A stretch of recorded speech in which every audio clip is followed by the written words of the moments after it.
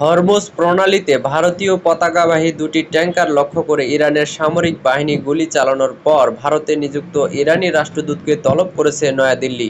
শনিবার হরমুজ প্রণালী ভারতীয় ট্যাংকারে গুলির প্রতিবাদ জানাতে রাষ্ট্রদূতকে তলব করা হয়েছে বলে ভারতীয় সংবাদমাধ্যমের খবরে জানানো হয়েছে। কাতার ভিত্তিক সংবাদমাধ্যম আল জাজিরার প্রতিবেদনে বলা হয়েছে, ইরানের ইসলামী বিপ্লবী গার্ড বাহিনীর বাধার মুখে ভারতীয় সুপার ট্যাংকার সহ বেশ কিছু জাহাজে হরমুজ প্রণালী থেকে ফিরে যেতে বাধ্য হয়েছে।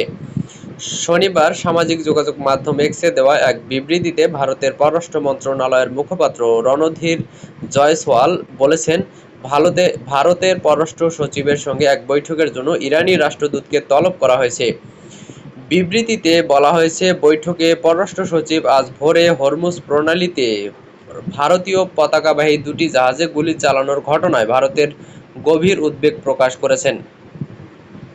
এদিকে ভারত পণ্যবাহী জাহাজ ও নাবিকদের নিরাপত্তার বিষয়টিকে অত্যন্ত গুরুত্ব দেয় বলে বিবৃতিতে জানানো হয়েছে। এছাড়া ইরান এর আগে ভারত অভিমুখী বেশ কয়েকটি জাহাজের নিরাপদ চলাচলের সহায়তা করেছিল বলেও বিবৃতিতে উল্লেখ করেছে ভারতের পররাষ্ট্র মন্ত্রণালয়।